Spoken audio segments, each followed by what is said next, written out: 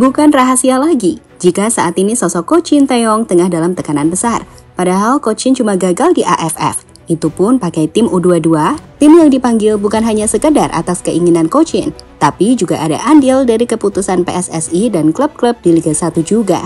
Mereka yang mengkritik lupa dengan apa yang telah dibangun pelatih asal Korea itu.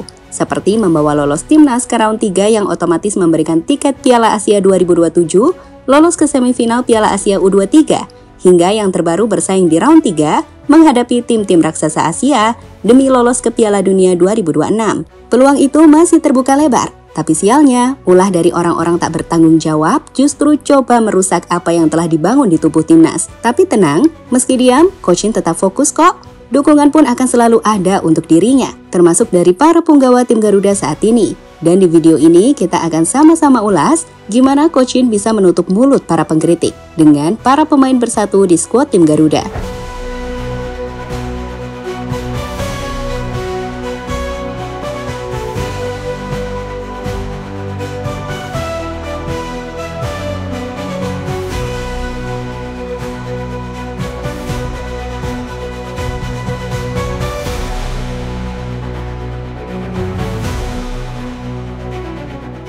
Lolos grup juga kan? Kalau dia ngelolosin kita ke Piala Dunia, menurut lo dia tetap dipertahankan di Piala Dunianya apa enggak? Enggak.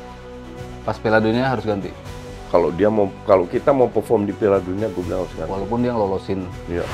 Mulai dari pandit, buzzer, hingga banyak sebagian netizen, saat ini banyak yang mengkritik sosok Coach Shin Tae-yong usai kampanye buruknya di ajang AFF. Seperti kita tahu, Indonesia yang dihuni oleh sebagian besar para pemain under 22 gagal lolos di fase grup ajang AFF atau ASEAN Football Championship 2024. Saat itu, timnas hanya mampu meraih 1 kemenangan, dengan 1 kali imbang dan 2 kali kekalahan. Kondisi ini dimanfaatkan oleh orang-orang yang gak suka sama Coach Shin untuk menyerang habis-habisan dirinya. Memang sih, Coach Shin harus dievaluasi dan melakukan evaluasi untuk skuadnya. Tapi bukan berarti harus dipecat hanya karena turnamen AFF, di mana timnas aja cuma pakai timnas muda. Sebagai catatan, kalau ditanya siapa suruh pakai pemain muda, itu kan sudah keputusan bersama. Mulai dari PSSI dan STY, termasuk klub-klub Liga 1, yang hanya mengizinkan pemain mudanya yang diambil. Di mana tujuannya adalah menyiapkan regenerasi tim Garuda guna ajang yang lebih besar di tahun 2025. Misalnya pemain muda di AFF performa dan tampil bagus, maka itu akan jadi persiapan yang sempurna untuk ajang di tahun 2025. Tapi kalau belum perform, kita kan bisa memetik pelajaran positif bahwa apa yang perlu dibenahi dan dievaluasi dari skuad muda kita. Benar gak?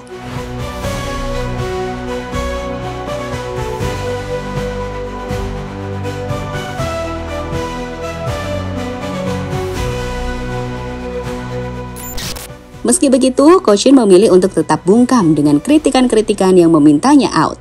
Sebaliknya, pelatih yang telah menangani timnas sejak 2020 itu hanya punya satu cara untuk bisa membungkam mereka yang telah mengkritiknya.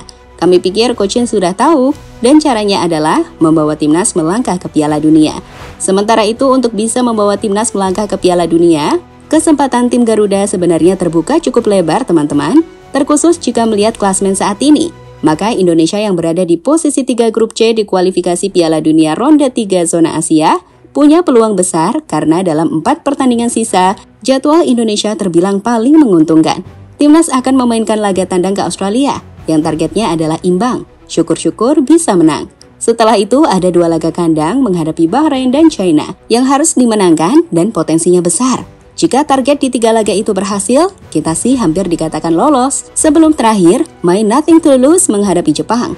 Jadi, jika 7 poin dari 3 laga kontra Australia, Bahrain, dan China itu bisa diraih, potensi ke Piala Dunia Indonesia akan terbuka. Tentu saja dengan melihat laga lainnya. Dan itulah satu-satunya cara yang harus dilakukan Coach Shin di tahun 2025 untuk membungkam tiap kritikan yang mengarah kepadanya saat ini. Walaupun sejatinya, kritikan padanya juga nggak masuk akal kalau menurut Mimin.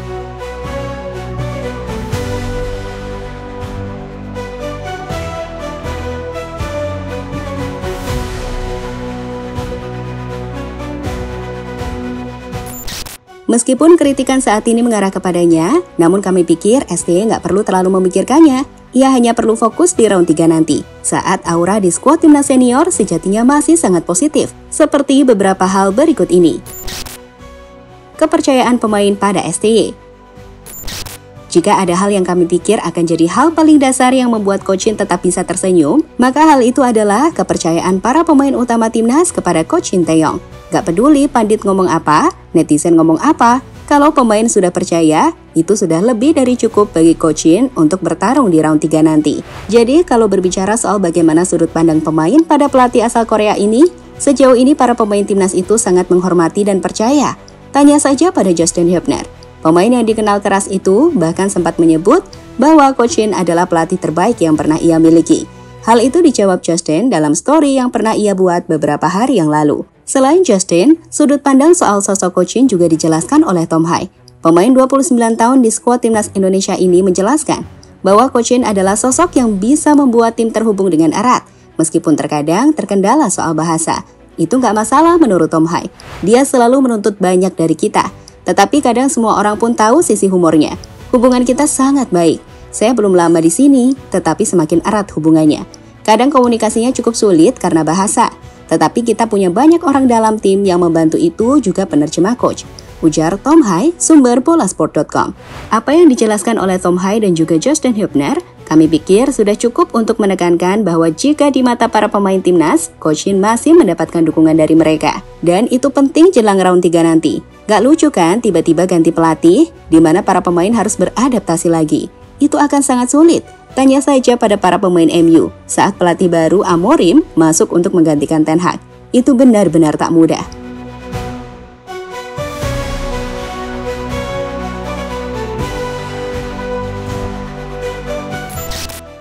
Penampilan meningkat bintang timnas. Meski nggak semua, tapi kami pikir jelang laga di bulan Maret mendatang, para pemain tim Garuda, khususnya yang berkarir di Eropa, tengah mengalami peningkatan performa yang cukup signifikan bersama timnya masing-masing.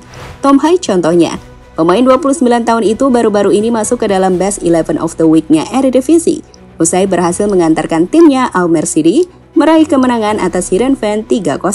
Selain itu ada Jay Itzas, yang dalam 5 laga terakhirnya bersama Venezia punya penampilan konsisten. Ia bahkan mampu mencetak gol ke gawang Juventus sebelum mengantarkan Venezia menang atas Cagliari.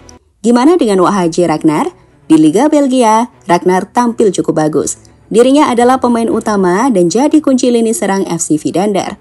Untuk Kevin Dix, kami pikir ia masih sangat konsistensi, dan konsistensi yang ia tunjukkan membantu dirinya jadi incaran tim Bundesliga Borussia Mönchengladbach. Let's see ya, apa yang akan terjadi pada masa depannya. Yang pasti, para pemain tersebut mampu menunjukkan penampilan impresif bersama timnya masing-masing. Dan semoga saja, saat bulan Maret kembali membela timnas, mereka tengah ada di peak perform.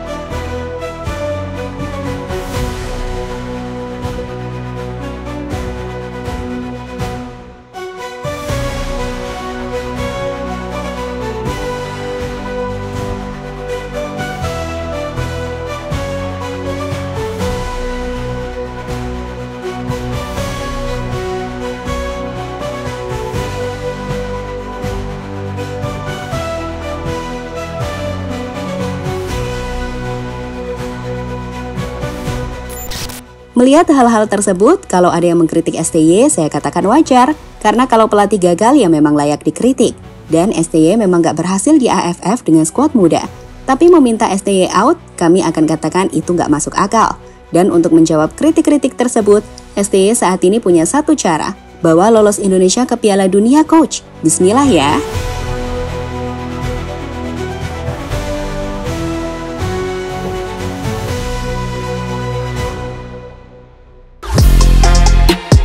Halo, izin iklan sebentar ya guys. Jadikan ruangmu bernuansa timnas. Temukan beragam poster dinding, sepak bola dan timnas dengan desain menawan, kualitas premium dan harga yang tidak akan menguras kantong. Segera klik link Shopee di deskripsi video ini dan dukung timnas dengan sepenuh hati.